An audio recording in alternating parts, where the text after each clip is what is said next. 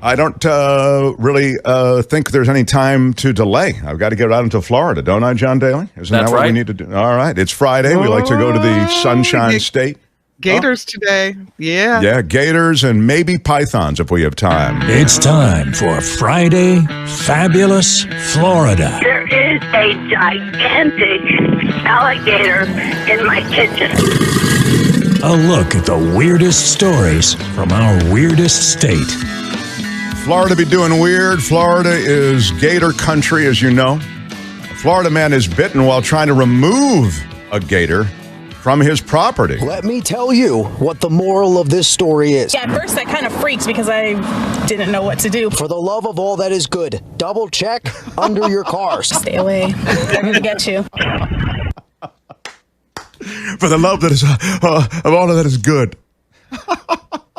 Check under your car, people.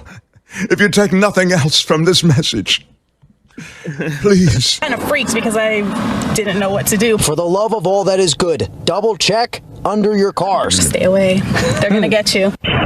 But that's just where the story ends. I'm here just moving out of my house and there's a gator in the carport. Aja Dickerson is where it begins. I called 911. All she wanted was a normal Tuesday morning. Still blood there. Blood splatter. There's blood splatter? Yeah.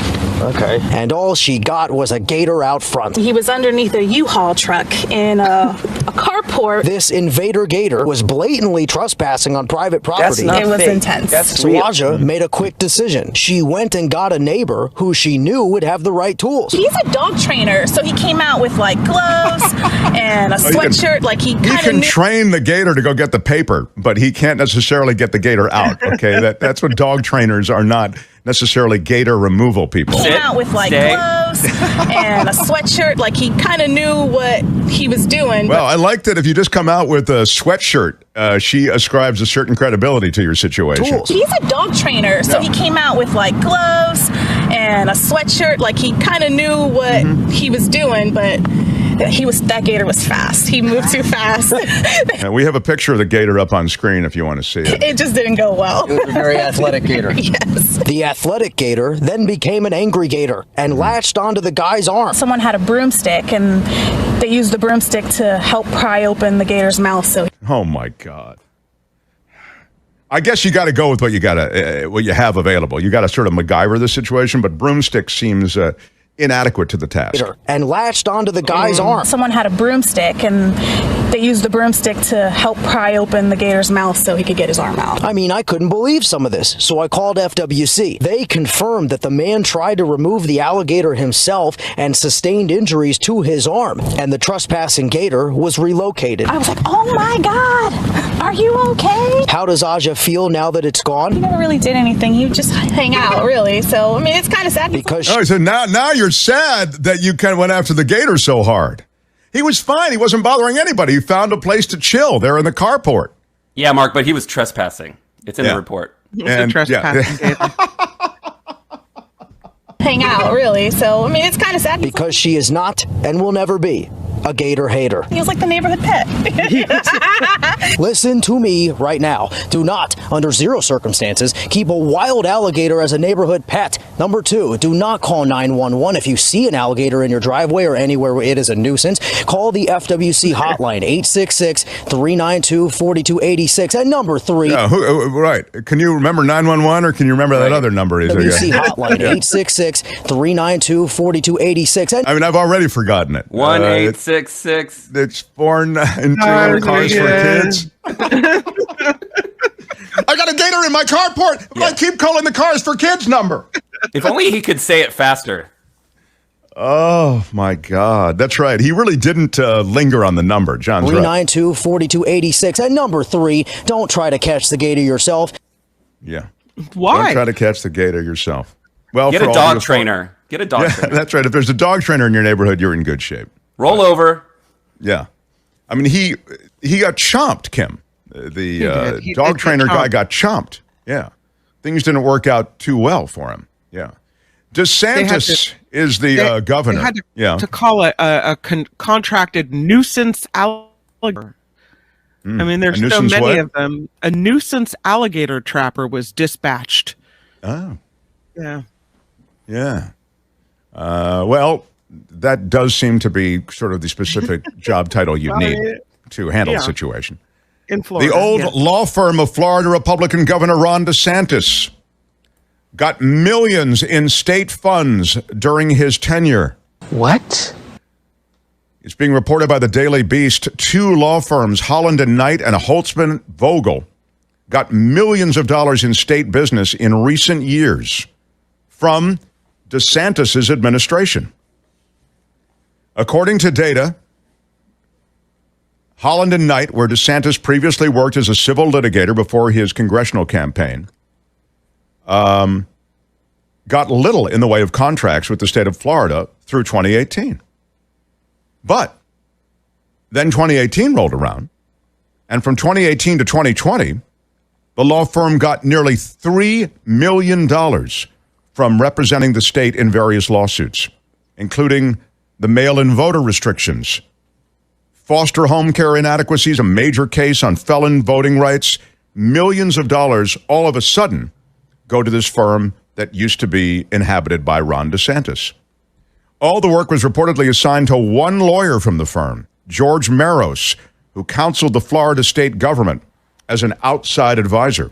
So you've got one guy at that firm pocketing a boatload of that money.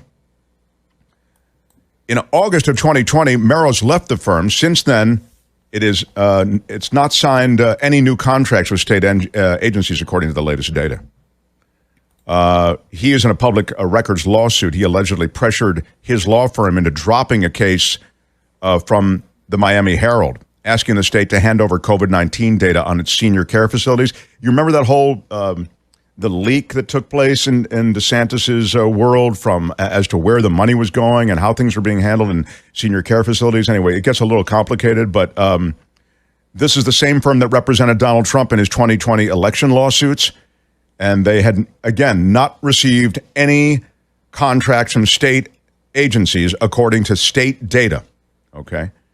But between that, through 2021, they had received $2.2 million and $550,000 in controversial election law-related cases. By the way, in September, DeSantis appointed partners from both Holland and Knight and Holtzman Vogel to the First District Court of Appeals Judicial Nominating Commission. So the ties of Ron DeSantis to his old law firm and to the people at his old law firm run strong. A man is arrested after stealing a scooter in Miami, and he led the cops on a pursuit. What? Roberto Duggins, 30 years old, is facing charges including robbery, carjacking, fleeing, and eluding police, and no valid driver's license. If you get it in order, you get extra points. Well, I'm looking at it. It's easy to get it in order. Robbery, carjacking, fleeing, eluding police, no valid driver's license. And, I might add, leaving the scene of a crash causing property damage, according to the arrest report. This incident did, on Wednesday morning.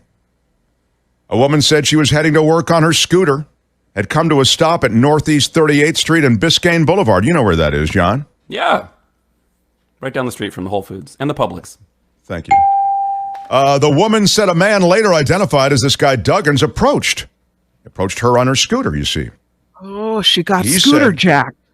Get off the bike or I'm going to hurt you, the guy said. Oh. When she didn't respond, he got closer and whispered, "Do you speak English?" She pushed him away, and he started to punch her on her head.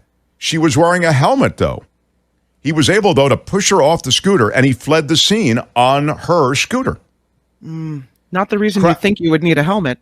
No, crashed into another vehicle. A few minutes later, Duggins went into a CVS, where he stole... What did he steal from the CVS? I guess alcohol. Are you willing to bet? No, he stole laundry detergent. Morning. Yeah.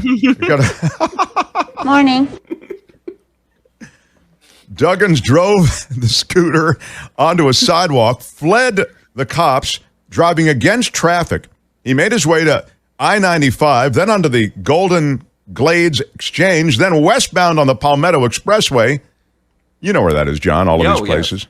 You're basically going in circles. Yeah, Duggins was eventually taken into custody at Northeast 2nd Court and Northeast 183rd Street. Those of you who are plotting Friday Fabulous Florida on your big cork boards, that's where he was finally taken down and booked, being held on $16,500 bond. What's hot in Florida? Yeezys. Florida man burns multiple pairs of Yeezys in protest. What are Yeezys? Is that the pants that he makes? Kanye West makes these shoes. They're called Yeezys. Okay. It's never Yeezy in this business. It's never. Oh, my God. John is so good. Yeah. It's not easy being a racist. Yeah. Yeah. It's never easy. I've told you, it's never easy being in this business. Thank you very much. Okay, better late than never. Danny Schiff is his name. He purchased about 40 pairs of Yeezy shoes over the years. About $15,000 worth of those shoes went up in flames. He says he's doing it because he's angry about the rapper's latest anti-Semitic comments. Schiff says he's about $25,000 worth of shoes, but he's burning them. The rest of the shoes he's going to auction off and triple the profit, he says, and donate it to a charity fighting racism and anti-Semitism. Wow. There's a guy who walks the walk, huh? A Florida man is charged for stealing nearly $10 million in meat. It's the big meat heist in Florida. 3 Florida men, when you have that much meat, you need more than 1 Florida man. 3 have been charged for stealing millions of dollars worth of meat. This isn't just like a quick heist at a Publix. The arrests followed a month-long investigation by the Lancaster County Sheriff's Office. That's right. The investigation began when the Sheriff's Office was notified several semi-trailers with loads of frozen beef had been stolen in Nebraska. They were worth an estimated $1 million. Further investigation with federal officials in Omaha revealed 45 additional thefts. They made those thefts in North Dakota, South Dakota, Minnesota, Wisconsin, and Iowa. All of those totaled $9 million. They later determined this is a highly sophisticated organized crime enterprise, and it was based out of Miami. And that's what brought them to Florida. So, Joe Fish, Sal the Shoemaker, Joe Box, and Little Anthony. Yeah, there were a lot of, it was that kind of operation. Mobsters involved. They identified 3 people. Joe Box is not among them. Yoslani Leyva, 38 years old, 37-year-old Ladir Andino, and 39-year-old Delvis El Fuente. They've all been taken down in connection with this meat thievery. And that story was sent in by listener Mo. Mo, thank you, Mo. Shout out to Mo. Doesn't Mo have a brother? Well, Mo Black has a brother, if that's what Mo Black's brother, Fat Andy. Yeah, Fat Andy is Mo Black's brother. If it's Mo Black, I don't know if it is. But Florida man is accused of pouring bleach into his co-worker's drink. He did it because his co-worker is difficult to work with. Mm-hmm. We've all been there. Sometimes, if everybody's difficult to work with, maybe it's you that's difficult to work with. You ever think, Mr. Bleach Pourer? Yeah. Maybe the answer is in the mirror. Just a thought. He's a Florida Dollar General employee. Been arrested for allegedly pouring bleach. Allegedly gets a ding, please. Into his coworker's drink after an argument. Jerome Ellis is his name. Was arrested on charges of poisoning food or water and tampering with evidence after video surveillance shows Ellis pouring bleach into his coworker's can of Pepsi. Oh. Yeah. I'm thinking this. If your job is at Florida Dollar General, is that the dollar store in Florida? Yes. I'm assuming. Then maybe it is hard to get another job in Florida, but it doesn't sound like you're in a place that, it's hard to find another job like that. So if you don't like your coworker, why don't you just go find another job? Kim with more practical advice for... You could wrangle gators. Yeah. There's a need for that. You could it's really too bad that this guy, Jerome Ellis, hadn't had a chance to speak with Kim. Kim could have maybe redirected him from his plan your coworkers to poison a poison a Pepsi and try to get rid of a coworker. Ooh, it's a wild idea, but it just might work. As it turns out, and I'll just take you through the caper, he placed a Pepsi that he was drinking on a counter before going to the restroom. When he came back and took a drink from the can, it tasted like bleach. That's what he said to the cops. But there is video surveillance showing Ellis pouring bleach into the Pepsi can, while the person whose Pepsi it was was the victim of this. They were in the bathroom. He also reportedly wiped the can off, walked away, and came back to spit in the drink. Ew. It wasn't enough there was bleach in there. He really didn't like this coworker. He said that there was no argument between himself and the victim, that he went behind the counter with the cleaning solution, spilled some in that general area. So his story began to change, but there was video footage, as I say, of the entire thing. By the way, I'll mention one thing. He tried to unplug the camera system before he did this. So he attempted to obscure and conceal this caper. Maybe he was just trying to help him with his cleansing, with bleach. Oh, yeah, there is the light, and so the second part of light inside the body Supposing you brought the light is inside the bleach, which you can do, and the full cleaning. In some other way. And then I see the disinfectant that knocks it out in a minute. Yeah. 1 minute. And is there a way we can do something like that? Yeah. Well, maybe by injection inside or almost a cleaning, because you see it gets on the lungs and it does a tremendous number of the lungs. So it'd be interesting to check that. Yeah. Jerome Ellis, too bad. You could have worked in the last administration working on that light inside the body and bleach injection thing. That is Friday Fabulous Florida for today. This has been Friday Fabulous Florida. There is a gigantic alligator in my kitchen. Y'all come back now here. We are a little bit behind. We have to choose a favorite. You and the audience can indicate what your favorite is. So please feel free to just Why don't you just text it? You can text it right into the chat. Even if you're watching this in replay, you can text it into the chat. A Florida man bitten while trying to remove the alligator from the carport. DeSantis' old law firm getting millions in state funds once he became governor. A Florida man leads police on a chase down I-95 on a stolen scooter. The Florida dude who burned multiple pairs of Yeezys, Kanye's shoes. Florida man charged with stealing nearly $10 million in meat. Those three guys. And the Florida dude accused of pouring bleach into the coworker's drink for being difficult to work with. I ask you, Kim, for your favorite, please. I am always going to choose. I think it's a safe bet. She dropped out. What is her favorite? Kim, how are you? What is her favorite? I'm choosing the Gator. Gator. Kim, how are you? Okay. And then what about you? John Daly. Fabulous. I'm going with Gator because I'm not a Gator hater. Okay. And Tony, we need a favorite from you, please. Thanks, Tony. Carport Gator. Carport Gator. I think we're all, I don't know. I will say the bleach and the Gator are kind of a photo finish for me because I used to do a show called Busted on the Job. I used to voice, this show was really popular at the time. I was voicing, I think we did 5 different specials. They were on Fox. It was really, so they used to be security cameras trained on different workplaces, and a guy urinated into the coffee pot, and he served, and that coffee was serving the entire office. So when I saw the bleach thing, it kind of reminded me of that Busted on the Job thing. So I kind of have a soft spot in my heart for that sort of sabotage. That's my own little backstory. I mean, I'm not saying it's germane necessarily. But what I would say is I'm with you. It's it's the alligator.